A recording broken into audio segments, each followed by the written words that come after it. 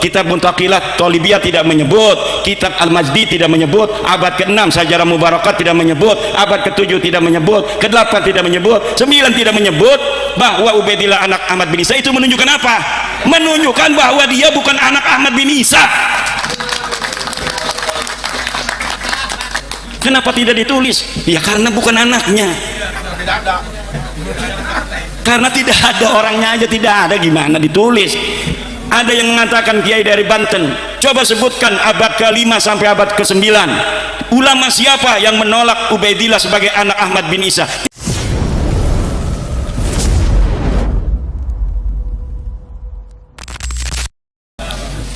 Alhamdulillah, salatan wassalaman ala rasulillah, amma ba'du. Gus Aziz Jazuli, pembicara yang luar biasa, banyak meneliti daripada kerancuan-kerancuan dari nasab Ba'alawi. Saya juga dapat banyak faidah-faidah dengan adanya para kiai-kiai muda dari Nahdlatul Ulama seperti Gus Aziz Jazuli dan yang lain-lainnya yang ikut serta di dalam bagaimana meneliti daripada nasab-nasab Ba'alawi ini, yang akhirnya saya sekarang tidak sendirian. Banyak sekali para ulama-ulama, wabil khusus ulama-ulama muda seperti Gus Aziz Jazuli ini, Tengku Said Khori dan yang lainnya yang ikut bagaimana mengupas daripada kerancuan nasab Ba'alawi ini. Dalam kesempatan yang singkat ini saya hanya akan merespon dari surat edaran yang disampaikan oleh sebuah pondok pesantren di daerah Jawa Tengah, yaitu Pondok Pesantren Al-Anwar, yang membuat edaran tentang takzim nasab Ba'alawi. Jadi membuat sebuah edaran untuk santri dan alumni, namun edaran ini dipost di media sosial. Takdim nasab Bani Alawi dari Pondok Pesantren Al-Anwar 1, pimpinan Gus Najih kalau tidak salah, bahwa berdasar pada penelitian mendalam oleh Lajnah Tarbiyah wa Taskif Pondok Pesantren Al-Anwar, dihimbau dengan sangat bagi seluruh santri, alumni maupun muhibbin untuk tidak turut serta dalam upaya menyebarkan keraguan-keraguan akan kesahihan nasab Bani Alawi sebagai keturunan dari baginda Nabi Muhammad SAW. Hal tersebut setidaknya pada 6 alasan utama. Jadi ada 6 alasan utama yang dikemukakan oleh Pondok Pesantren Al-Anwar dalam bagaimana harus mengakui daripada kesahihan nasab Ba'alawi, dan inilah yang akan saya coba untuk menjawabnya. Yang pertama, alasan beliau, alasan daripada edaran dari Pondok Pesantren Al-Anwar ini, bahwa tidak ada ulama yang mensyaratkan kitab sezaman. Memang di dalam berbagai macam kesempatan saya sangat jarang sekali mengambil kaul ulama di dalam bagaimana adanya pensyaratan kitab sezaman oleh para ulama-ulama. Kenapa? Karena pensyaratan itu adalah sesuatu yang sangat mutlak, badihi. Jadi sesuatu yang sebenarnya tidak usah ada ucapan ulama pun, sebuah syahid daripada kitab sezaman akan adanya tokoh di zaman tertentu itu adalah merupakan sebuah keharusan. Tetapi baiklah, saya akan berikan sebuah ucapan dari ulama tentang bagaimana para ulama mensyaratkan kitab sezaman bagi sebuah nasab atau bagi sebuah tokoh dalam sejarah. Seperti dalam kitab Risalah fi Ilmil Ansab dikatakan bagaimana Syekh Al-Husain bin Haidar Al-Hashimi mensyaratkan adanya kitab sezaman bagi sebuah nasab. At-tariqu sani kutubun nasabin al-abdalil ulama'i siqatil muhaqqiqin al-azbatil lati lam talhaqha aydil huwatil abithina wa du'afa'il matrukina wal wadda'il kadhibina la siyama in kanat masyhuratan muntashiratan. أما إن كانت مخطوطة فيجب التثبت من الخطوط ومقابلة النسخ المخطوطة ومتى عرف خط النسابة المحقق الثقة فإنه يعمل به ويكون مستندا شرعيا وعليه العمل في القديم والحديث وكذا العمل بالوجادات. Ini ada dalam kitab Rasail fi Ilmil Ansab halaman 105, bahwa di antara metodologi bagaimana kita menetapkan nasab adalah dengan adanya yang mengambil sebuah nasab dari sebuah pengakuan lalu dicatat, tetapi muhaqqiqin itu adalah man asbatad dalila bid dalil, Orang yang apabila mendapatkan sebuah nasab dia tidak akan menuliskannya kecuali setelah diperiksa nasab itu menurut ilmu nasab, ilmu yang dia peroleh dari kitab-kitab nasab tentang benar atau tidaknya sebuah nasab. Yang kitab-kitab itu tidak dijamah oleh tangan-tangan para orang yang berhawa nafsu, yang bermain-main terhadap nasab, yang lemah, yang ditinggalkan, yang para pemalsu, yang para pendusta. Ini syarat daripada kitab yang harus dijadikan rujukan di dalam setiap masa untuk kesahihan nasab adalah kitab-kitab yang belum dijamah oleh tangan-tangan orang-orang yang punya hawa nafsu, orang-orang yang punya keinginan memalsu dan pendusta. La siyama in kanat masyhuratan muntasiratan, apalagi kitab itu yang sudah masyhur dan sudah tersebar, kitab yang mu'tamadah, kitab yang mu'tabarah dalam istilah Nahdlatul Ulama. Amma in kanat makhtutatan, kalaulah kitab itu masih berupa manuskrip, fayajibut tasabbutu minal khututi, maka wajib diadakan pendeteksian, pemeriksaan validitas daripada manuskrip itu, apakah ia orisinil, apakah dia ini manuskrip palsu. Dengan cara apa? Dengan cara muqabalatun nusahil makhtutah, dibandingkan antara satu manuskrip dengan manuskrip lainnya.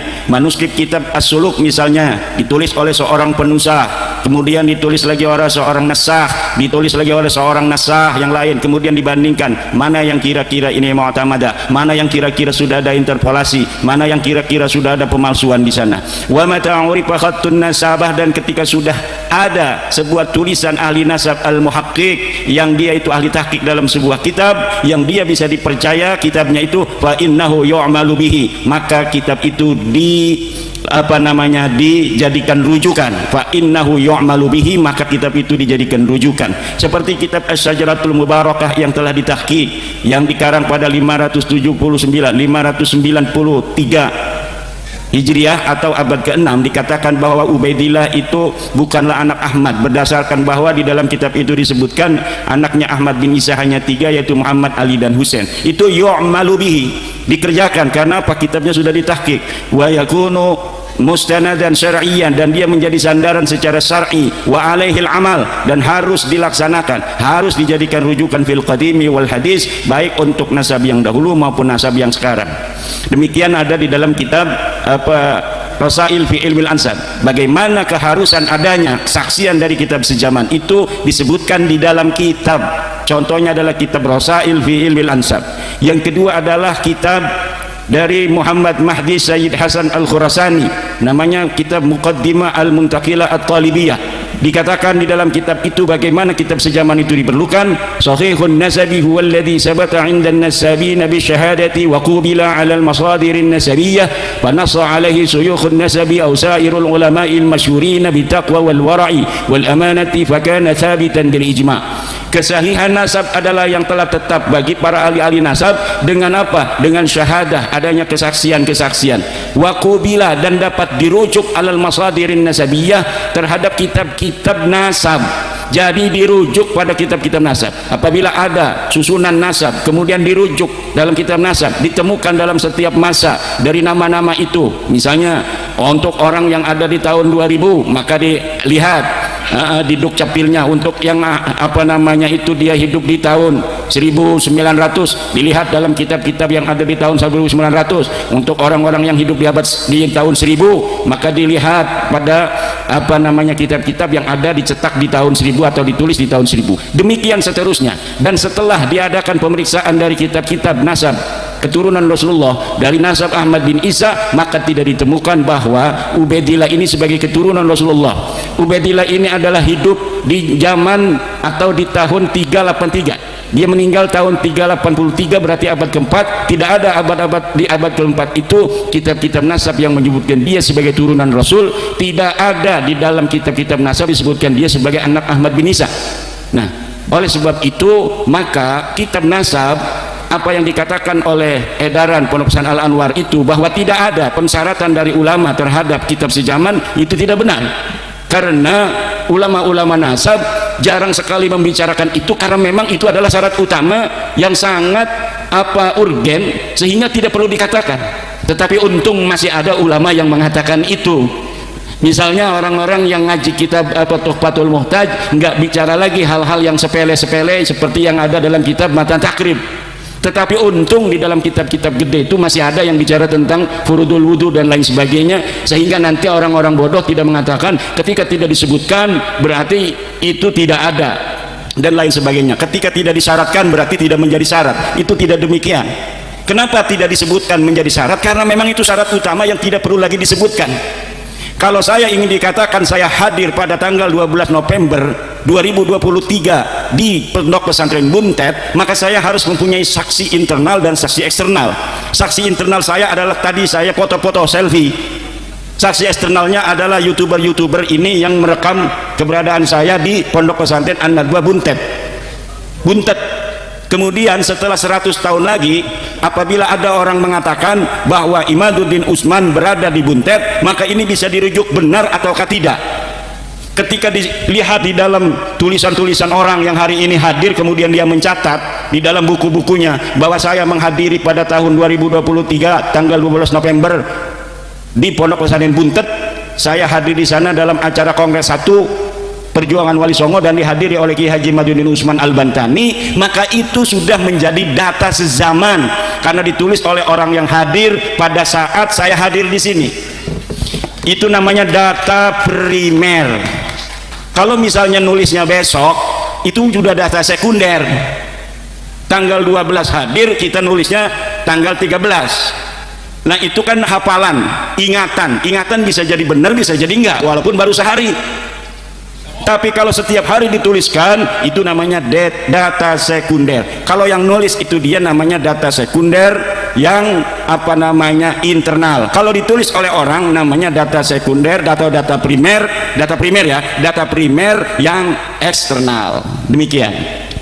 Kemudian juga di dalam surat edaran itu bahwa meyakini nasab Ba'alawi adalah melanjutkan manhaj taslim dan percaya pada para ulama. Taklid itu ada dua, saya jawab demikian.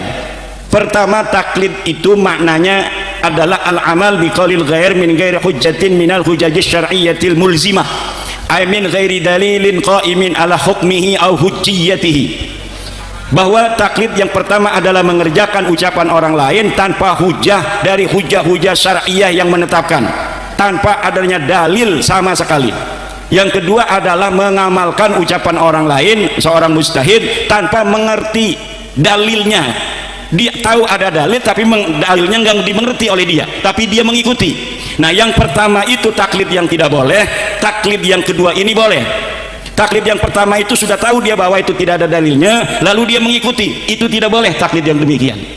Kemudian kita tahu itu ada dalil tapi kita tidak terlalu paham karena mungkin keilmuan kita tidak sampai ke sana, maka kemudian kita mengikutinya dengan tahu ada dalil tapi kita tidak mengerti dalilnya. Taklid yang kedua inilah yang boleh. Sedangkan nasab Ba'alawi ini kalau kita taklidi Ibnu Hajar, sebenarnya Ibnu Hajar tidak menyebutkan apa dalilnya dia ketika menuliskan nasab Ba'alawi ini.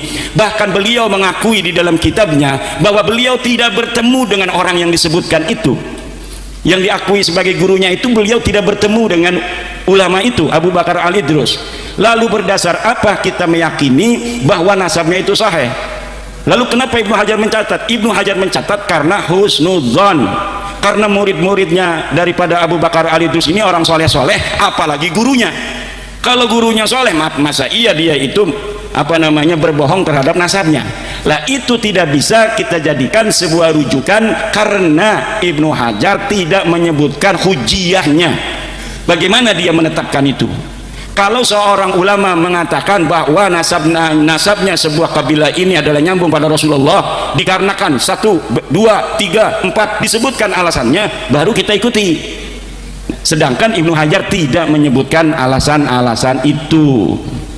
Ini bisa dilihat di dalam kitab At-Takrir wa Tahbir. Ini dalam kitab apa namanya usul fikih.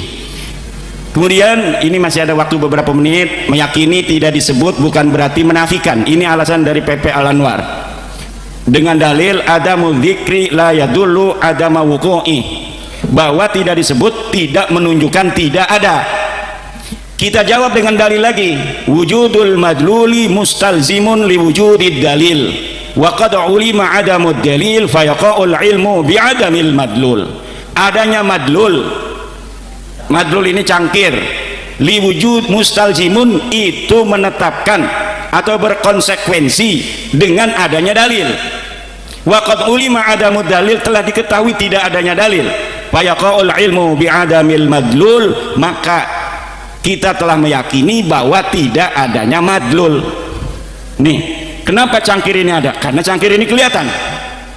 Lalu di sini kita tarik, cangkir ada di sini enggak? Tidak ada. Ada, sebenarnya ada ini. Cuma tidak kelihatan. Tidak bisa, bos. Tidak bisa. Waqad ulima adamu dalil, telah diketahui bahwa tidak kelihatan itu adanya cangkir. Tidak kelihatannya cangkir menunjukkan bahwa cangkir itu tidak ada di sini. Adanya nama Muhammad bin Ahmad bin Isa menunjukkan bahwa Muhammad ini betul anaknya Ahmad bin Isa. Mana dalilnya? Ada di dalam kitab Sejarah Mubarakah, ada di dalam kitab Tahdhibul Ansab yang mengatakan pada abad kelima bahwa Muhammad punya ayah namanya Ahmad bin Isa. Adanya dalil dalam kitab itu menunjukkan Muhammad itu betul-betul anak daripada Ahmad bin Isa. Lalu ketika Ubaidillah tidak disebutkan oleh kitab itu, Tahdhibul Ansab tidak menyebut, kitab Muntaqilat Thalibiyah tidak menyebut, kitab Al-Majdi tidak menyebut, abad ke-6 Sejarah Mubarakah tidak menyebut, abad ke-7 tidak menyebut, ke-8 tidak menyebut, 9 tidak menyebut bahwa Ubaidillah anak Ahmad bin Isa. Itu menunjukkan apa? Menunjukkan bahwa dia bukan anak Ahmad bin Isa. Kenapa tidak ditulis? Ya karena bukan anaknya. Karena tidak ada orangnya aja, tidak ada, gimana ditulis? Ada yang mengatakan kiai dari Banten, coba sebutkan abad ke-5 sampai abad ke-9 ulama siapa yang menolak Ubaidillah sebagai anak Ahmad bin Isa. Tidak ada, kata saya, yang menolak Ubaidillah sebagai anak Ahmad bin Isa. Kenapa tidak menolak? Karena memang tidak ada.